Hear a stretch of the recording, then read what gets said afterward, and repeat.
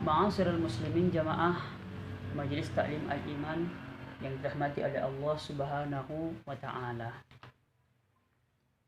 Terkait tentang dasar daripada agama Islam. Kita telah mengetahui bahwasanya dasar agama Islam itu ada dua hal yang fundamental. Yang pertama itu adalah rukun Islam, ibu-ibu. Kemudian yang kedua adalah yang namanya rukun iman. Rukun Islam itu ada 5 perkara, sedangkan rukun iman itu ada 6 perkara.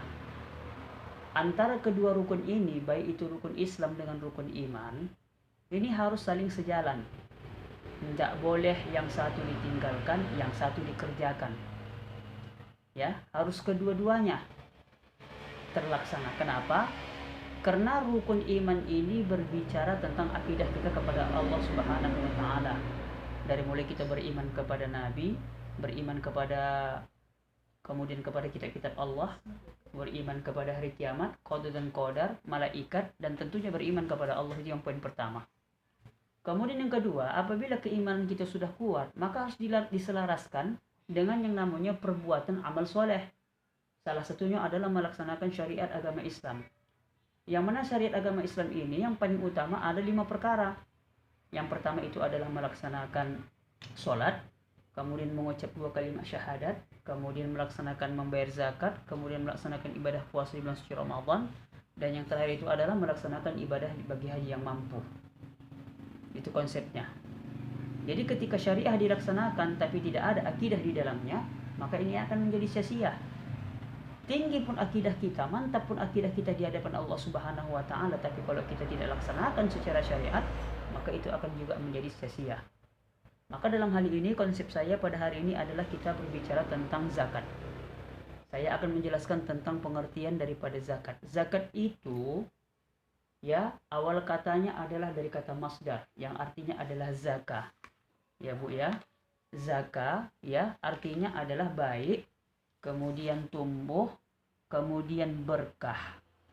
Itulah arti daripada zakah. Kemudian secara bahasa, zakat ini berubah menjadi kata zakat, yang artinya adalah sesuatu yang dikeluarkan. Ya, sesuatu yang dikeluarkan atau sesuatu yang dikeluarkan manusia dari sebagian hak Allah. Intinya seperti itu. Jadi ketika Allah memberikan rezeki kepada kita, maka rezeki kita itu harus kita keluarkan sedikit. Kenapa? Karena di situ ada haknya Allah. Kemudian selanjutnya, makna zakat ini berkembang terus, maka artinya adalah berkembang dan suci, yakni membersihkan jiwa atau mengembangkan keutamaan-keutamaan jiwa dan menyucikan diri dari dosa-dosa dengan menginfakkan harta di jalan Allah dan mensucikannya dari sifat kikir, bakhil, dan dengki.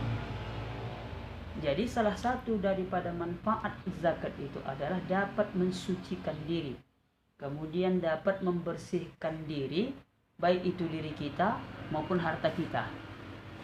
Kemudian zakat secara syariat yang artinya adalah memberikan atau menyerahkan sebagian harta tertentu untuk orang-orang tertentu yang telah ditentukan secara syariat karena Allah Ta'ala. Jadi zakat itu secara syariat ketika kita mengeluarkan harta kita, kemudian harta kita itu diberikan kepada orang-orang yang berhak menerimanya.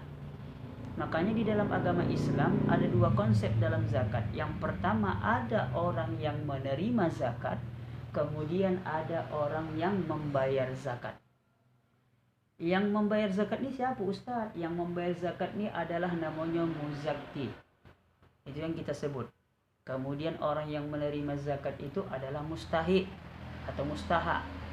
Kemudian siapakah orang-orang yang berhak mendapatkan zakat ini? Di dalam Al-Quran sudah dijelaskan ada 8 ya golongan yang berhak mendapatkan zakat. Salah satunya adalah fakir miskin ya. Kemudian ada namanya orang-orang yang memiliki hutang. Kemudian lagi ada namanya hamba sahaya atau yang dimerdekakan. Yang jelasnya lebih diutamakan adalah orang fakir miskin. Sudah fakir, miskin pula lagi. Jadi intinya seperti itu, ya. Kemudian selanjutnya, ya,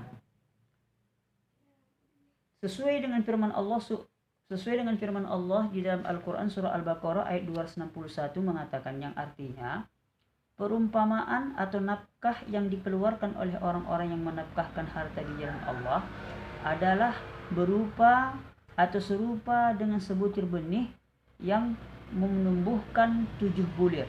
Pada tiap-tiap bulir 100 biji, Allah melipat gandakan ganjaran bagi siapa yang Dia kehendaki. Dan Allah maha luas karunia-Nya, lagi maha mengetahui.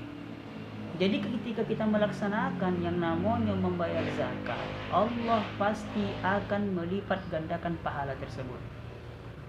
Walaupun sebiji zarrah.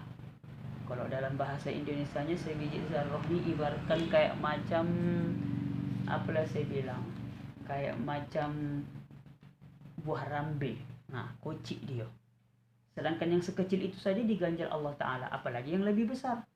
Maka daripada itu, mari kita berlomba-lomba fastabiqul khairat untuk melaksanakan kebaikan di hadapan Allah Subhanahu wa Ta'ala. Apalagi perbuatan yang kita lakukan ini adalah hukumnya wajib bagi kita. Jadi ini adalah merupakan salah satu ganjaran bagi orang-orang yang melaksanakan membayar zakat. Kemudian juga Allah Subhanahu wa Ta'ala juga menjelaskan kepada kita, perintah membayar zakat ini ada di dalam surah Al-Baqarah ayat 110. Bismillahirrahmanirrahim. Wa aqimus shalah wa atuz zakat. Ini banyak di dalam Al-Quran. Wa aqimus shalah, laksanakan sholat, dirikan sholat, dan terakhir yang paling penting, wa atuz zakat, dan bayarlah zakat, dan tunaikanlah zakat. Maka suko tak suko, enak tak enak, apapun ceritanya, ketika kita memiliki harta dan kita mampu, maka bayarlah zakat tersebut sesuai dengan syariat agama Islam. Tapi kalau seandainya kita tak mampu, maka kita berhak menerima zakat tersebut. Boleh kita dapatkan dari orang yang memberikan kepada kita secara langsung, atau kita mendapatkan zakat tersebut melalui daripada petugas-petugas badan amil zakat yang ada di sekitar kita. Contohnya di masjid atau di lembaga-lembaga, ya, baik itu lembaga-lembaga sekolah ataupun lembaga-lembaga organisasi yang menangani tentang pelaksanaan pengumpulan daripada petugas amil zakat. Ya Bu ya. Jadi dalam arti kata zakat ini ya banyak manfaatnya bagi kita. Nanti insya Allah di masa yang akan datang saya akan menjelaskan tentang bagaimana manfaat-manfaat zakat tersebut, kemudian bagaimana jenis-jenis zakat itu, kemudian apa daripada hukum-hukum zakat yang dapat kita laksanakan. Jadi mungkin dapat kami sampaikan ya Bu ya, lebih dan kurang mohon dimaafkan. Wallahu muwaffiq ila aqwamit thoriq. Assalamualaikum warahmatullahi taala wabarakatuh.